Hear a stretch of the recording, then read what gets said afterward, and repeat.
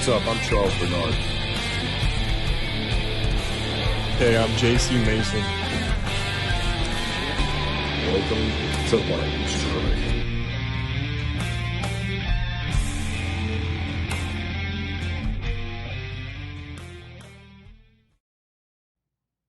Hey, welcome back, everybody. This is Charles Bernard and JC Mason for Lightning Strike podcast. Today, I'm very excited to receive one of my teachers at the University of Maryland Eastern Shore, Dr. Alexis Lyras. Thank you so much for being with us today. It's great. I'm very grateful and very excited to be with you, and very wonderful and grateful to have you in class as well. Yeah, well, thank you. Passionate, a great example. Thank you so much. Yes. Thanks. I just wanted to start by letting you kind of introduce yourself a little bit and tell us a bit more about your background. You come in from Greece, obviously, so I'll let you speak about that and kind of how you've came to be where you are now, kind of in a nutshell. I know it's a lot, but Thank so I'll let you introduce yourself. No, thank you, and please interrupt me because it's a very scary and dangerous thing to let a professor express themselves without limits. So please to let me know how we're gonna have a dialogue together. So very briefly, I was born and raised in Cyprus with Greek Cypriot. My mother's side is Greek, my father's Cypriot. So I was born and raised in a country which is very rich in sport culture and Olympic heritage. Blending sport with theater and art. So, and there's a lot of pride with this identity connected with the Olympic La La Land, as I call it, the Olympic idea. Very young age, I started to play basketball. I was a bit spoiled because my father's side was in the sport industry as an educator. So I tried to play basketball, not successfully, and that forced me into becoming a basketball coach, and I got my first bachelor's degree in physical education and coaching as a coach for 12 years, from grassroots up to the professional level, European leagues. But I moved very fast. At the 28-7, I was coaching professional teams in Cyprus, playing European leagues, national team as well. And also engaged for a few years designing coaching certification programs so that we provide a unified certification framework within European Union. So that was the first chapter of my sport experience. I saw the very bright side, the exciting side of sport, but also I faced the dark side of sport. There is corruption, there is money laundering, there is a crime within sport, and that forced me into a couple of years of redefining the GPS system of my life. And I reconnected with my roots and my true identity, which was more about going back into the essence of the Olympic idea, which is about using sport and the Olympic heritage as a vehicle for personal development, for peace building, for democracy. And this was the journey for the last 20 years, my master's and PhD work, and also programs on the ground. I can keep going on and on and on, I think, but it might be better to have a dialogue to see how we break different culture parts of this story that is more meaningful. Long story short, Cyprus is in Middle East. Is the Eastern Mediterranean island, and it has a long history of conflict. So the one part of my identity is also related with this Olympic heritage, but the other part is related to memories of war and conflict.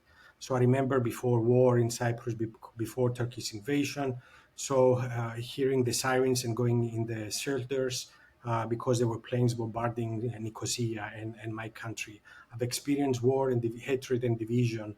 And I didn't leave this to define me in the sense of working against with war and replicating and conflict, but I used that at some point of which was the heart of my PhD work, how you use these frustrations and these parts of our country and our identity as a springboard to transform communities, to create champions of change, to create Olympism for peace building programs, which is the heart of the Olympic idea, but on the ground with evidence, with theory, so that we can drive change in our communities. This is what I've been doing the last 20 years in Louisville, in Washington, D.C., in Japan, coming back to UMES, and I'm very grateful for being a professor in a family of professors that are very committed into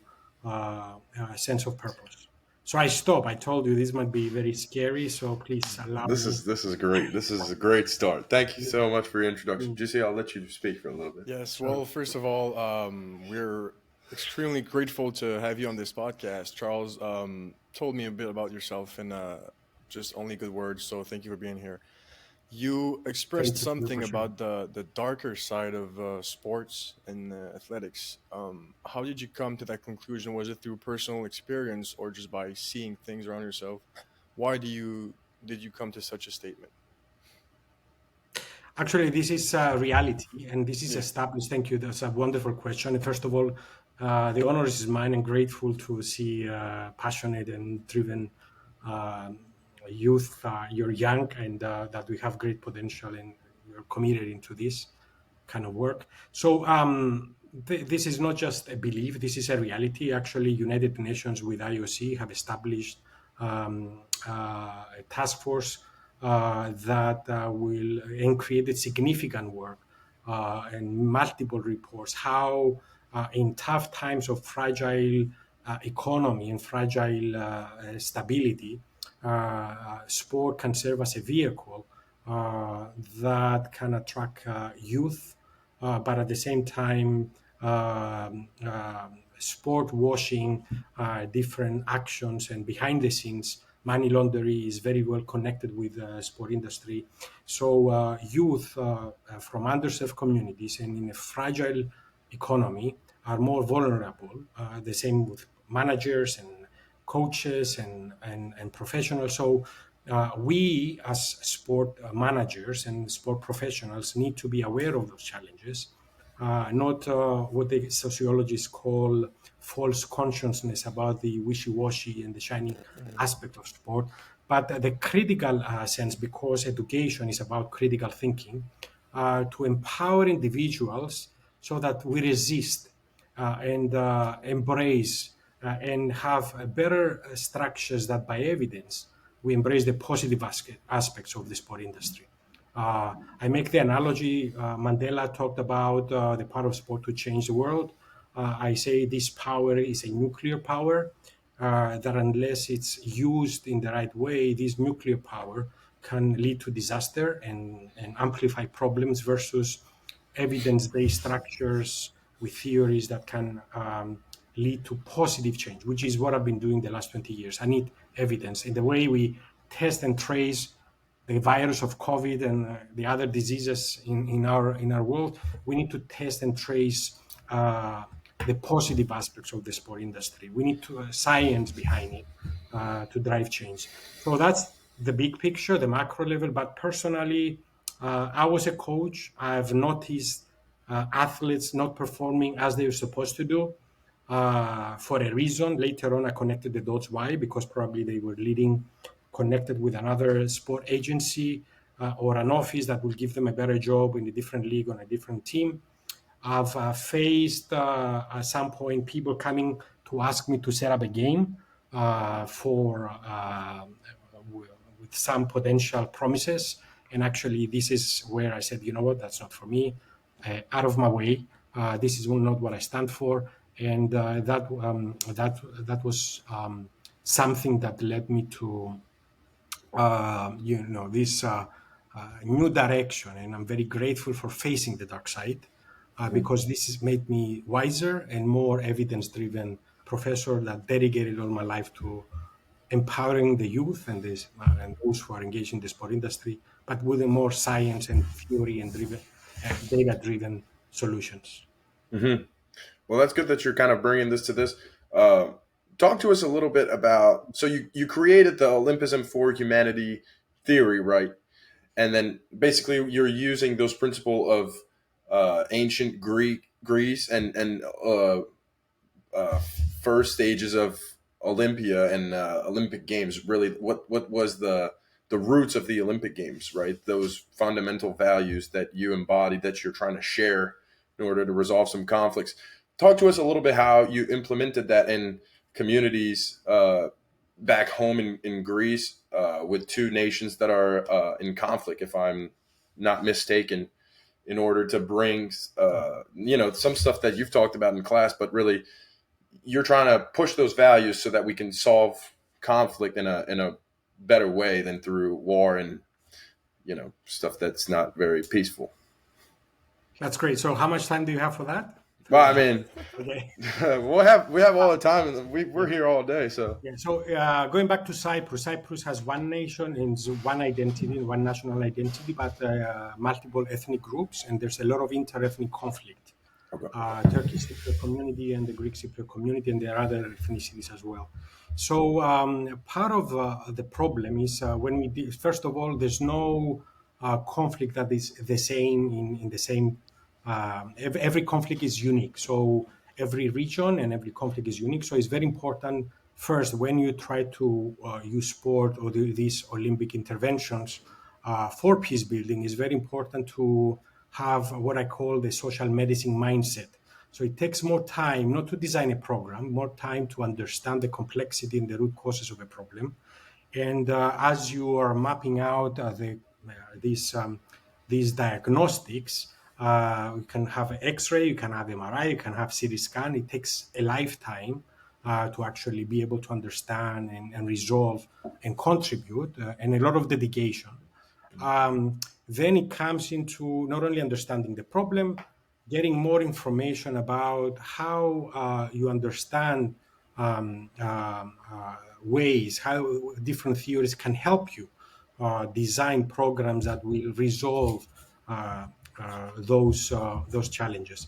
And in the same way that we use the social medicine prescription, Olympic education and sport for peace building is the first peace education venture in the human nature. The ancient Olympic Games actually were initiated as a peace building venture. So the mythology behind is the king of Ilya went to the Delphi, asking for help because there was a lot of tension and wars, and they say, what shall we do? We start organizing Olympic Games.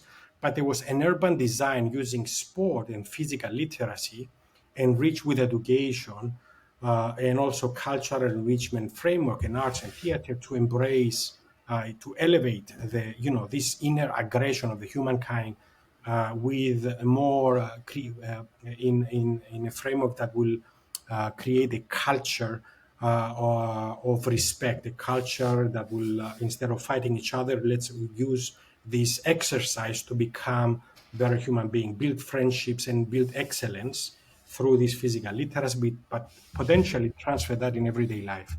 So, so this is what I've been doing as part of my PhD, but also what I call applied sociology of sport, which is basically a framework that was found by Dr. Andrew Yanakis, is the father of applied sociology of sport, that says it's okay for sociologists and the theorists and the academics to understand the complexity of the world and the sport and society, but it's very important to start applying those theories on the ground to create champions of change, to champion knowledge, to produce knowledge on how the ideal can be real. So on the one hand, what Olympism for Humanity theory is the understanding of Olympic literacy, as I call it, Olympic heritage, which is not just about the games, all this wealth of knowledge of more than 1,000 years of civilization that embrace exactly this concept of sport and peace building, sport and education, sport and innovation. But it comes as in a more comprehensive model, and this is something that requires some time to understand. It takes a lifetime to understand the richness of this heritage. Mm-hmm. But this understanding is not enough, because you need to enrich, in modern times, you need to enrich that with the intentionality of humanity. We had Olympic Games in Berlin, great understanding of the Olympic idea, but in Berlin, in 36, which was a platform for supremacy, from propaganda. So it's very important to have humanity next to the Olympic heritage as a direction, as a GPS system on how you embrace humanity, based on inclusion and equity and creativity, and with the assumptions of embracing the human potential, improving the human condition. But this is not enough. In my theory, I say Olympism is one pillar, humanity is another component. You can have high Olympic literacy understanding. You have humanity versus inhumanity in your understanding, in your design. But it's very important to have actions across the segments of the sport industry, across the different areas of the society, versus inaction, praxis versus dyspraxia, so that we'll embrace what I call Olympics for humanity actualization. How we get this Olympic la-la land enriched with humanity as a GPS system for actualizing human potential, for embracing inclusion, for promoting innovation and advancements of the humankind across various areas of expertise, different segments of the society. There's nothing more practical than a good theory. A theory needs to be translated, applied on the ground with praxis, and provide evidence how you create knowledge is replicable and is across communities in need. Wow, that's great. It's really great. Sorry for being too theoretical. No, it's fine. It's fine. Take your time. This is great. I love hearing about this like grand scale, theory about there's political stuff involved, and it's much more than a sport at this point. Like it's much grander and has greater implications. If you'll allow me to go back more to like the athlete, the actual athlete. The example for myself, I relate to this. I feel like it's very easy to become specialized and to only focus on the results, and I'm only gonna get paid if I perform and this, and forget about that other side you're talking about, the humanity and the other implications that there is. How can one find that balance between these two, like maybe internal conflict that there is? Exactly. So I will ask you, who's the most famous athlete in your mind across history? I know the answer. Athlete. Ali, I'm going to say Ali because Charles talked about it. Is that it? Muhammad Ali? Oh, he's the greatest, yes. And Michael Jordan, LeBron James, Definitely. Tom Brady. 100%. Yeah. Guys like this. And all these guys. Yes. Huh? To you, it's Muhammad Ali. 100%. Actually, we use. I was grateful. I had the opportunity to meet Muhammad Ali during my first job in Louisville, and the first thing I did, because there was nothing connected with our program in Muhammad Ali Institute, the Muhammad Ali Center. One of the things that I committed was to start engaging students in building initiatives, creating courses. We created 7 different courses across disciplines, from undergraduate to postgraduate, PhD level, and study abroad, going to Botswana, Trinidad, and other places. Definitely, Muhammad Ali is a great example of our times.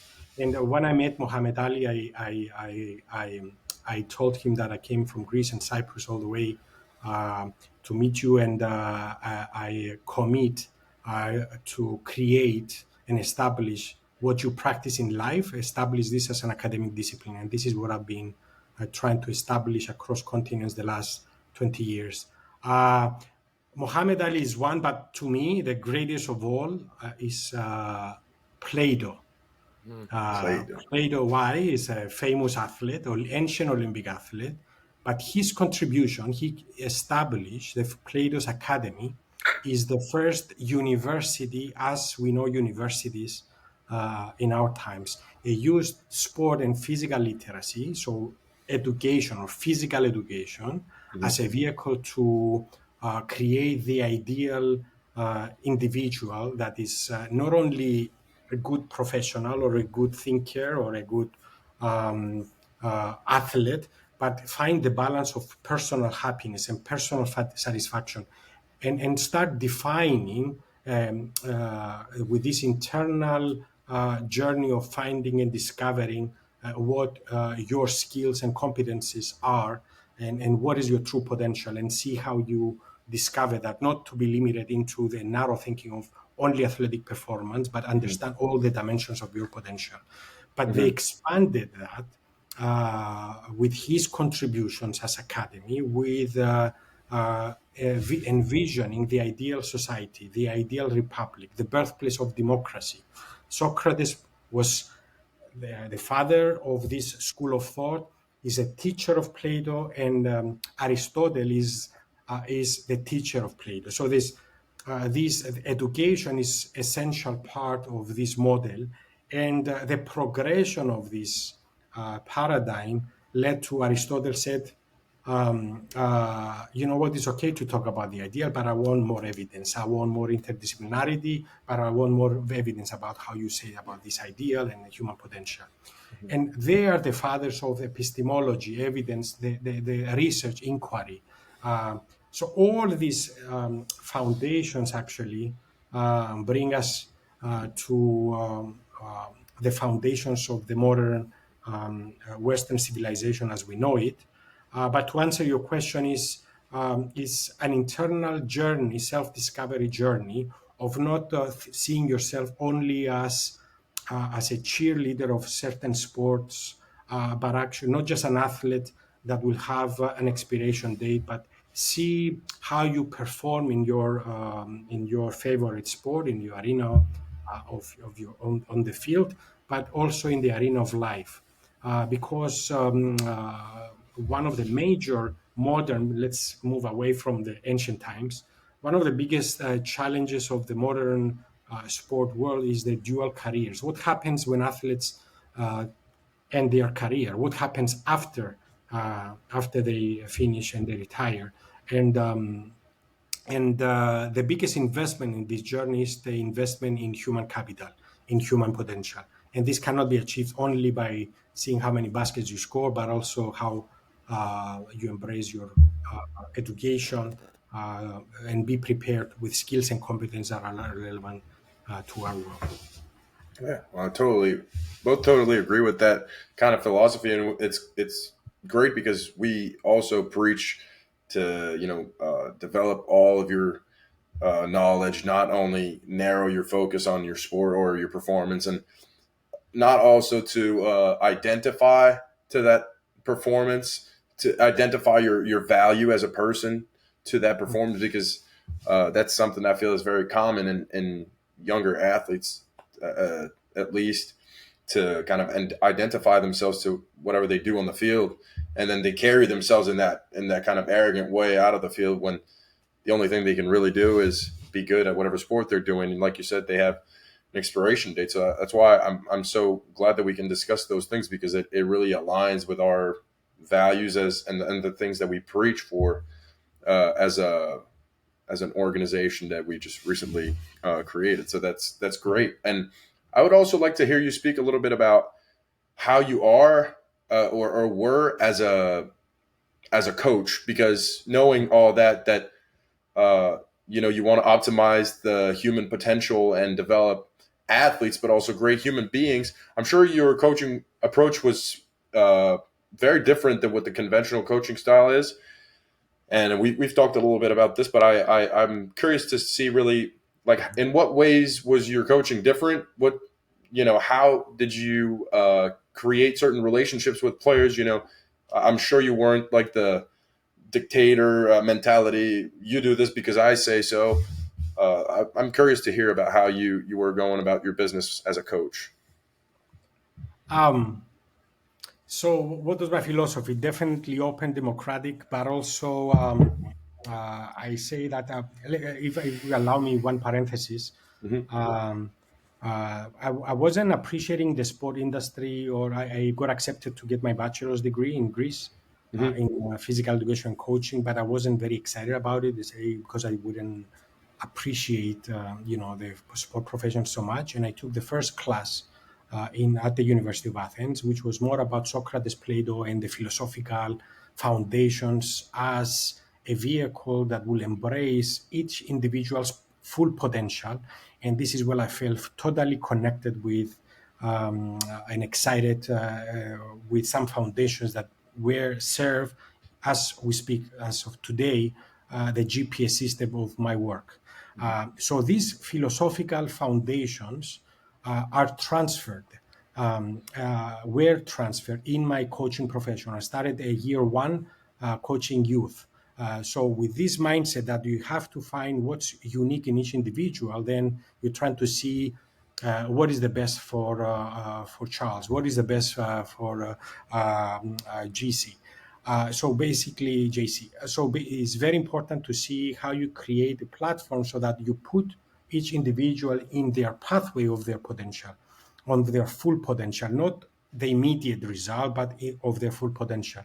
In that way, I had athletes that were all around in basketball, not just this over extreme specialization that you do only one things. So you had a well-around training. In that sense, I had the first basketball player, Antonis Fotsis. He's the first. I had him for 4 years in Olympiakos.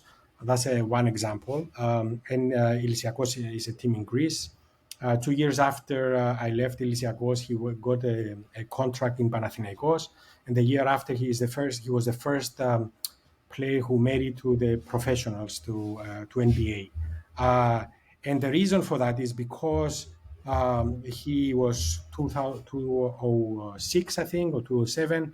I don't know what's in feet, how tall he is. So basically, he was all around. So the Kukoc style, the Tony Kukoc. So basically, instead of being limited into being the big man, but actually having the ability to have the flexibility to adjust and play in multiple positions. So this was the example across my coaching and the principles approaching lifespan. And with the last game playing in the national team of CIS, the military team, where I had 10 guards, because this is what I had at that point. So adjusting into what athletes do I have in front of me. I had the best guards. I had the best 10 most talented guards in Cyprus. So we played a game that was never played in Cyprus. So always having 4 or 5 guards on the ground. So it was hit and run all the time. So we got the bronze medal. That's the biggest in the World Cup. So being able to see two principles, to see what's unique in each athlete, same with student, is very important to embrace this potential and make sure that you flourish and embrace this unique potential. And the second part is to see with the resources that you have and the team that you have, how you can prepare them to overcome and lead change and do something that is never achieved before. So infuse this belief that they can transcend their limitations of what they have in mind, what they can achieve in this level. So basically, in the same way, I transfer that with champions of change, leading social change in the arena of life. So there's a parallel universe because I love coaching. I miss coaching. So instead of coaching basketball teams, I coach champions of change across agencies and institutions. That's great. That's great. Hearing you talk about basketball and Greece and all that stuff just makes me end up at a point of Giannis Antetokounmpo, if I'm saying that right. Oh my goodness, yes. I feel like he's a great embodiment, and he embraces the values you're talking about. How much of an impact has he had on Greece and that culture there? Unbelievable. It's unimaginable. We probably need 20 PhD dissertations or scholars to analyze the impact it has in Greece, but across the continents. Because Giannis was in Greece in a very, very rough time, at times where there's extremism and radicalization. Giannis was selling CDs to make for a living. They were sharing shoes with his brother. brothers to practice basketball because they didn't have the resources. And but this love for the game, this love on the family, and how his father, his brother, his mother, and the whole family function as with this light and the positivity that they had to achieve something that no other human being have achieved. He's a great example of resilience, great source of inspiration, and this story is the best example that we can showcase and use an example and source of inspiration for youth across underserved communities. I'd love to officially invite Yannis to come to our university at UMES. It's HBCU University. We need you, Yanni, to come on campus. I wish to have you with us as a keynote speaker and have different interactions with our students. Most of our students are first generation African American students that overcome adversity and lead the example. So long story short, I'll jump from one topic to the other because I'm very excited about the impact it had in Greece. But across the continent, it is a living example how you can build overcome adversity, how sport can serve as a vehicle to overcome adversity and serve as a platform for inclusion and inspiration. So Yannis, we wait for you at UMES. We will. Looking forward to having you on campus. I'll definitely be there. If you'll have to come down too. Yeah, you'll have to come down too. Yeah, we'll bring Canada with us too.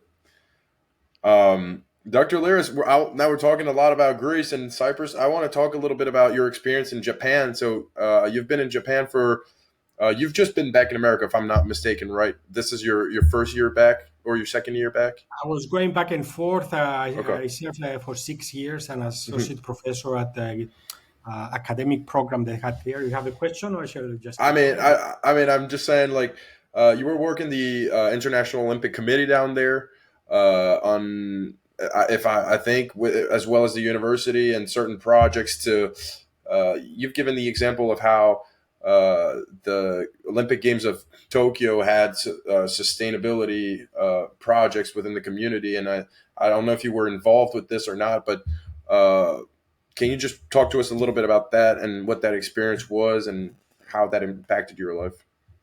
Yeah, that was. Thank you for the question. This was a life-changing experience. My first experience in Japan was in 2009. I went to Hiroshima and Kyoto and Tokyo, presenting in a peace conference there. It was life-changing experience. I loved everything about Japan, culture, history, heritage. So it was always in the back of my mind. At some point, I'd love to be able to work in this amazing environment.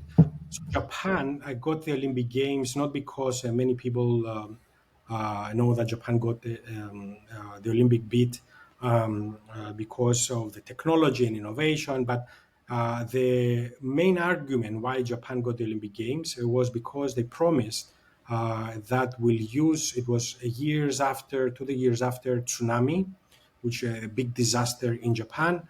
And they said we want to create a legacy that will allow us to build a global academy that will reestablish the essence of the Olympic Games as a vehicle that will embrace resilience to regenerate communities that were affected by a tsunami, but also create a global legacy to embrace to preserve the Olympic heritage, but actually to embrace the integrity of sport, to promote international collaboration, but also build an academy to invest in human resources of tomorrow. So I had the opportunity to serve there as faculty. I applied for there. I was recruited and served as an associate professor going back and forth in Japan and the US, and where we creating programs that were integrated with Olympic studies, coaching and sport management with Japanese culture, but also going to tsunami-affected communities, going to Hiroshima, going to Fukushima areas, so that would prepare our graduate students with the mindset, the attitude, but also the skills on how to design and deliver programs that are relevant to the challenges of the 21st century. So that was a lifetime experience. This is where I met my wife. I'm very grateful for that. She's from Japan.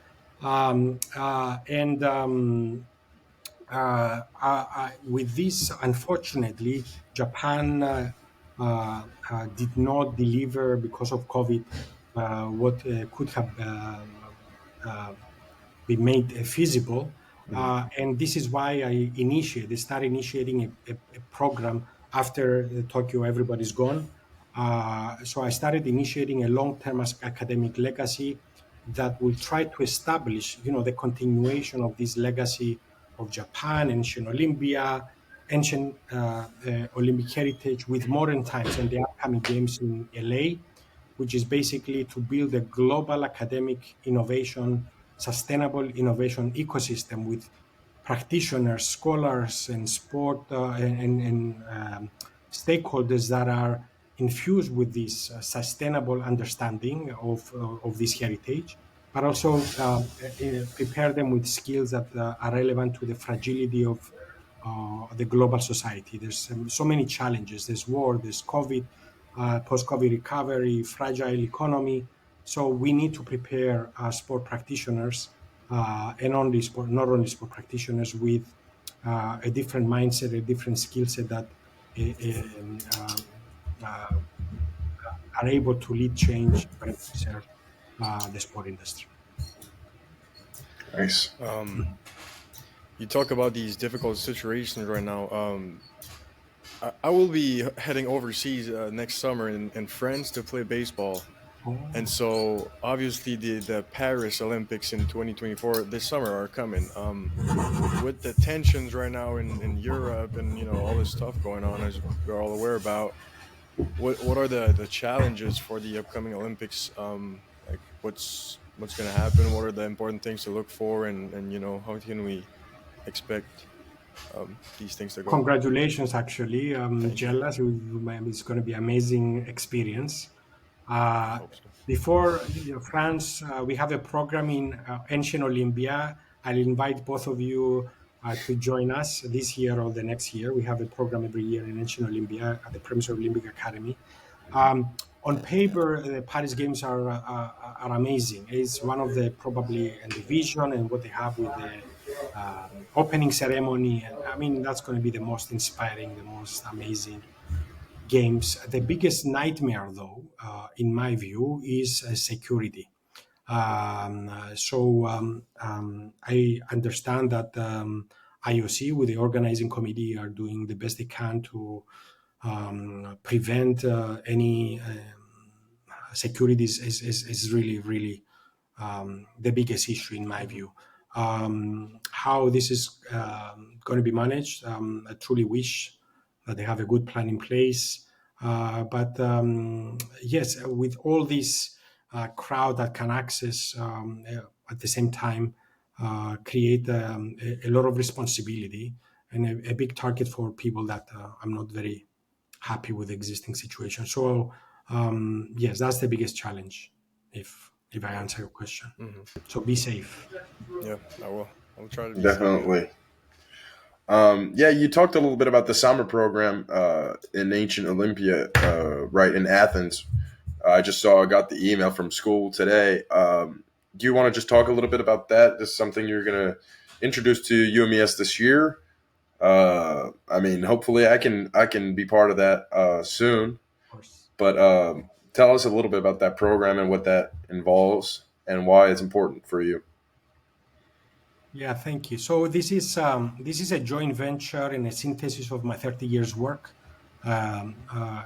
which Olympism for Humanity Academy, Olympism for Humanity Alliance, building synergies across agencies, and a joint venture with the Center of Intercultural Education Development from Georgetown University, and along the lines that I just explained, with Japan, how we build a long-term academic legacy. So this is with with these foundations that we've been talking the last half an hour, we need to provide three things to the new generation of the next generation of the Olympic education and sport practitioners. We need to provide opportunities for everybody to understand the complexity of the Olympic heritage, to understand, not only understand it, but get the inspiration from this rich culture and rich heritage at the birthplace of the Olympic Games, at the birthplace of democracy, at the birthplace of philosophy. So get those foundations and then get training on how you create humanity in action ventures. So this program is recently announced. It's open for participants across the globe. Our university, UMES, is also very supportive and will bring a delegation there. And I thank the administration and all the UMES stakeholders that support this venture as well. So this training is a 10 days program that we go to Athens, you go to Olympia, and at the premises of the International Olympic Academy. So we have intensive training that will prepare the next generation of sport stakeholders with not only the history and the philosophy, but also with action plans, with social innovation ventures where each individual, each participant can get the flame of the inspiration back in their respective communities. And the ideal scenario is to build a global network that will build hubs at the UMES with students and faculty that will embrace innovation, will embrace inclusion, but also across university at Georgetown and other universities, serve as incubators of Olympism in action ventures, and enrich this philosophical framework, not just in the sphere of ideas, but in the reality of today's world, with social innovation, social change ventures across communities. That's great. I mean, I hope it doesn't sound Greek to you. no, it doesn't. It doesn't at all. It makes a lot of sense, and I hope a lot of people participate. And where do you see that going? Do you wish to expand that program across other universities eventually, or to people to just be able to go there and really get to feel the roots of this heritage and to get the inspiration, like you said, from the origins of democracy, philosophy, and all that stuff? Yeah, the ideal scenario, actually, we have three different categories, and it's part of the Sailing for Tomorrow Sustainable Academic Innovation Legacy. So basically, we will try to establish a global academy that is sustainable to promote innovation.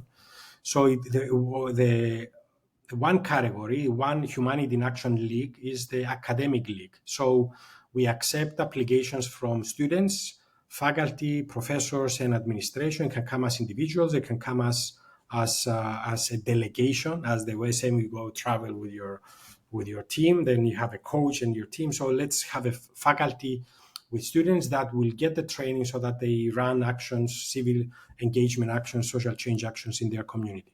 So this is open to across universities, across continents. The second category is about under 20. So it could be educators and youth under 20, with the same logic that we build hubs and communities with youth in action ventures.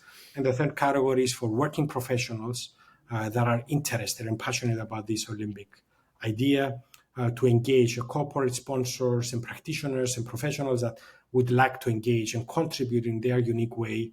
And that's the essence of the Olympic idea, how you promote and embrace autonomy, multidimensional creativity across communities, across societies. That's the vision, and we make step at a time to Okay, so Dr. Lyras, we have our audience is mostly younger athletes that follow our accounts, and I was wondering if there was a message you could send to them to inspire them and share with you the vision you're so passionate about. That's a tough question, but I love working with young athletes and young people, and the essence of the power of sport and the Olympic idea is to use sport as a vehicle that can help them get a perspective of life that will open opportunities that right now and without sport they cannot see. Get the perspective to start thinking and beyond self, and use the power of sport to reach horizons that have no limits. And the Olympic idea, enriched with ethics, economics of happiness, with the moral reasoning and the empowerment that you get from the Olympic idea. You don't need to be the greatest athlete of all, but everybody can become Olympian in the arena of life. So engagement with this pathway, this endless universal source of inspiration, is a very powerful platform for embracing inspiration that would lead to change as an individual, perception, social change in their community, and change our society, our global society, which is the heart of the Olympic idea. Action. This is great. Hope that the youth out there is there to listen, and we'll definitely share that to them. Dr. Lyras, I would keep going. GC, I think if you're available to keep going a little bit, I just have a few other questions. Anything you want. If that works for you. I'm kind of curious to dig in a little bit more into your personal stuff that you like to do. You talk about democracy, philosophy, all those great principles of life. I'm kind of curious as to what you're interested in when you're by yourself. Like, do you read a lot of philosophy books? What do you usually do on your free time?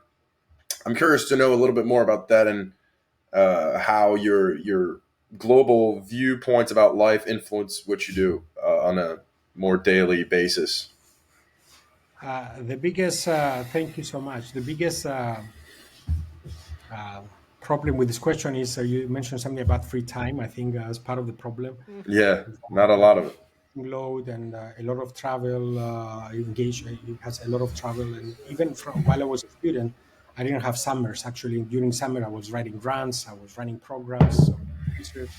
So I'm fully engaged. I think the most important thing is to find the balance, to put yourself in a platform, in a pathway, so that I don't consider this as work. I don't consider it as just I'm on the pathway of what gives me satisfaction and happiness as a human being. So I read things that are relevant to clear vision, sometimes, or try to draw conceptual maps and programs and ventures. It's not very doesn't sound like a normal person. So conceptualize things and find solutions like social engineering on what can be done, how we understand complexity of the challenges of our surroundings. So what I do in my free time, I try to discipline myself into um, making more tangible plans that will help me come closer to this global vision I've been sharing earlier through our discussion. So reading is one, doing research, traveling to see how we can have conversations or workshops or lectures with individuals to infuse this Olympic idea in communities, to reach out to communities in need to gain this inspiration, but also try to balance that with some exercise. I used to love horseback riding and running. My age doesn't follow me anymore, but I try to get back to it. So I know I probably didn't answer your question. I mean, no, that's a great answer. I mean, I like that you mentioned how you chase satisfaction rather than doing what would commonly make sense to a regular person. So I'm sure, like somebody from the outside might look at you like, oh, he's always working, he's always so busy. But I'm sure that you kind of appreciate it because that's what gives you satisfaction. That's what you're going after. That's what your purpose and who you want to be and the impact you want to have is all about. So I think that's very good to put out there because I feel like a lot of people are kind of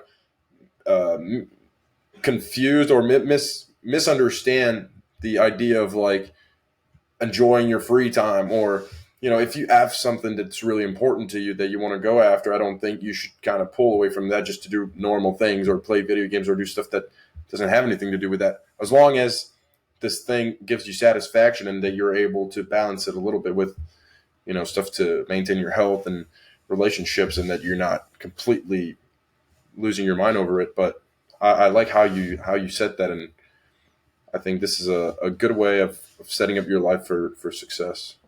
And I think it's very important for each individual to find their own unique pathway, their own unique triggers, their own unique, inner foundations and anchors that will help them create a GPS system of life.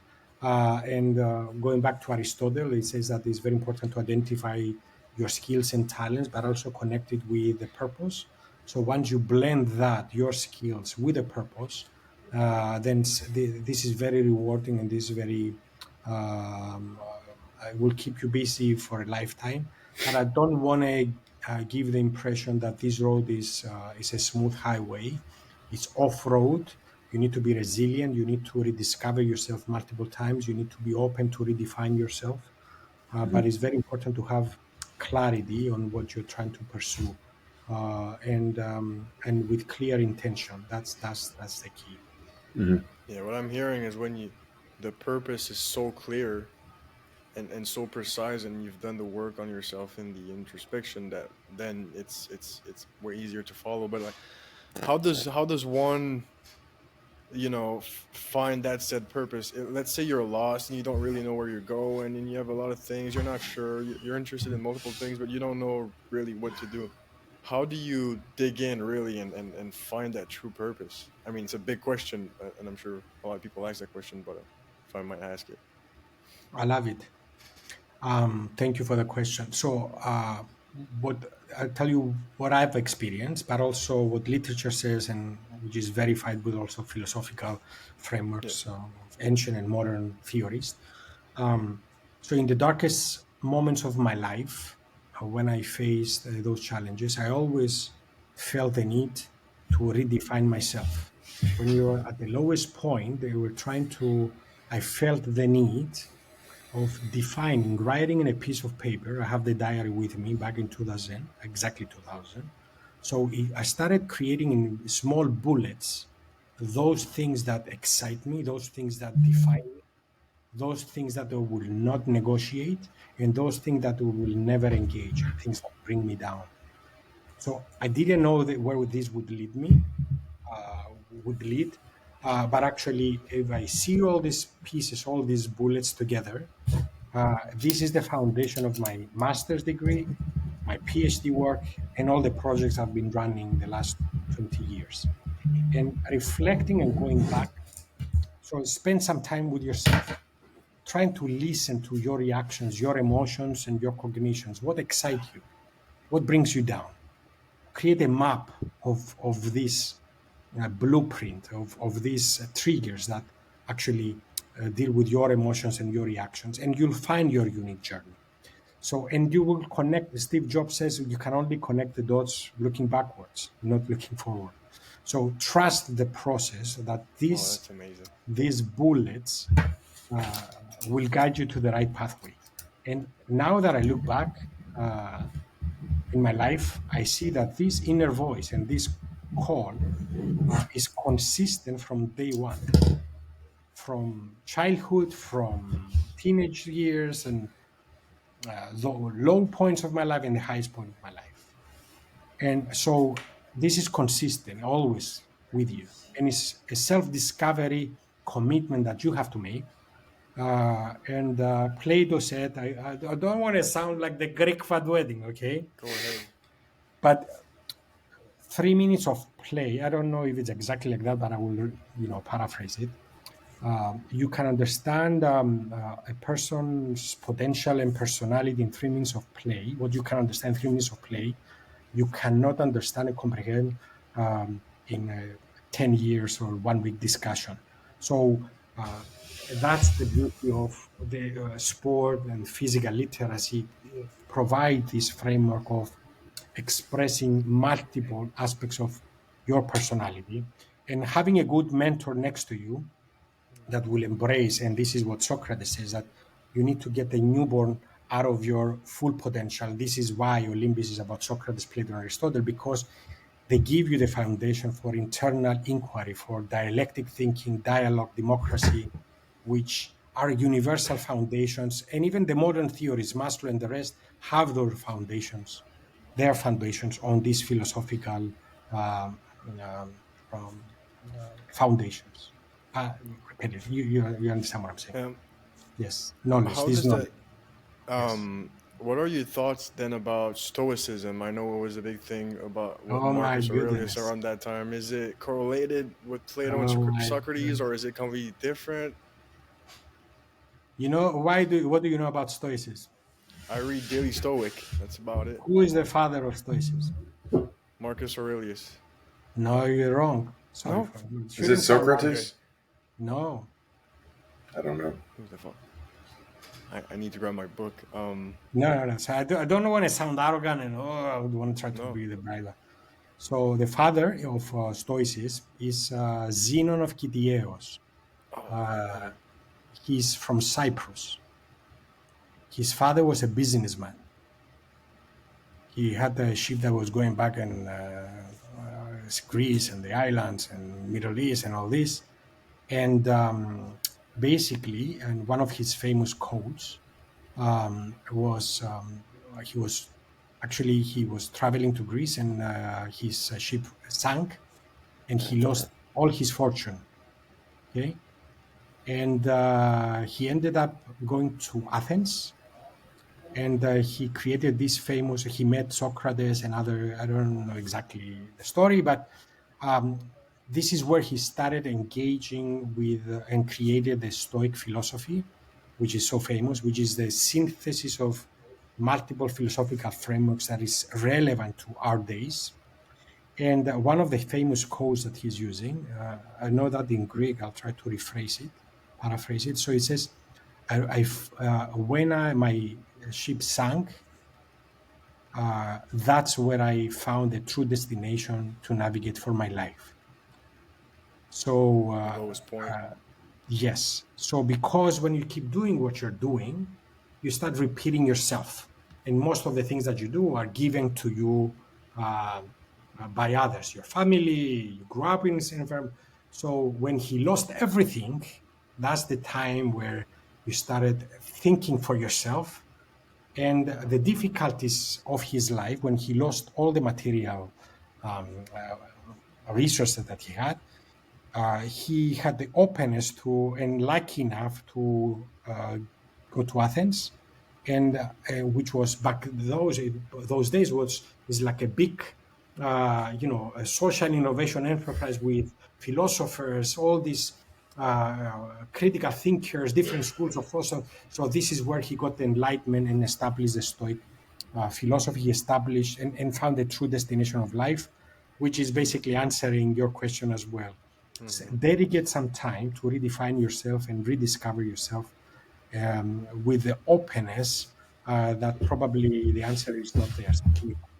Have this small room in your brain that you might that will allow you to think of things that open your true potential. Mm-hmm. Okay. I like how you're talking about learning how to think for yourself without the influence of your surroundings that were that you forced to have.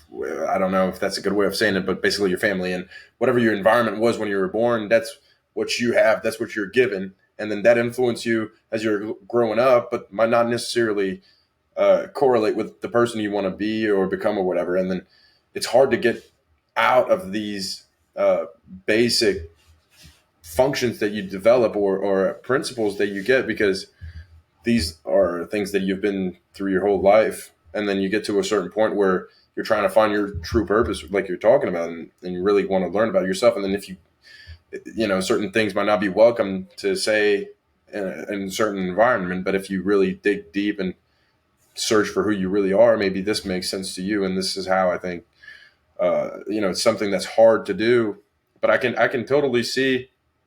I mean, personally, if you let me just speak a little bit about my personal experience when I came to the United States, this is something that was easier for me to do because I was away from everyone and I didn't have the daily interactions with my usual surroundings. So then I kind of learned how to think for myself a little bit more. And I felt like I've the growth that I've had in a small amount of time was so much more substantial than the growth I've had years prior back home, because it was just, thinking outside of what I was usually constrained to, which is, I think this is a good way of kind of finding yourself and redefining who you are really when you're kind of led by yourself.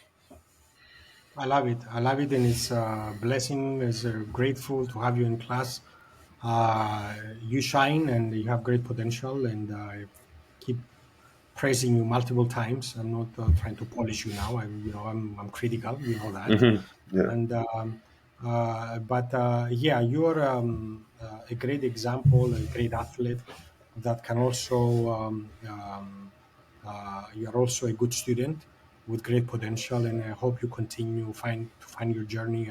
I believe, I'm biased, but I truly believe that you are the kind of person that you can become a great scholar, a great professor, but a professor that can also do things on the ground. So you can get the knowledge because you are thinker. You see the perspective. You care about others. You are committed to service, but also you have this thirst of knowledge. So I'll be here, JC. I'd like to learn more about your passion and what excites you and what you really want to do, and see how we can build relationships that we sustain and influence more people and inspire more youth.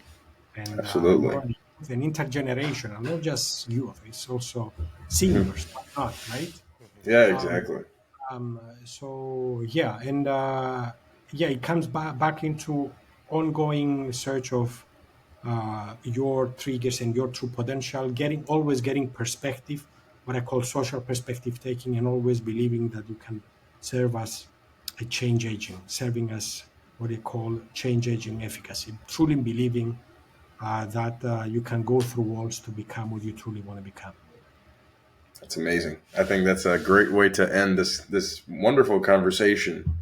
Dr. Lyras, I really want to thank you for your time. It was a pleasure to have you on. A ton of really, really good information that we were able to cover, and I'm really excited for people to hear about this. And obviously, we'll keep working together in next years, hopefully, and develop initiatives that will help tons of people. So this is great to have you with us, and well, I'll see you soon. And The pleasure was mine. I'd like to thank you both for giving me this opportunity. I'm next to you and fully supporting whatever you're doing, and keep rocking. thank you so much. Yeah, keep Take good rocking. care. Thank you. Have a good Thank one. you. Take good care. Thank you.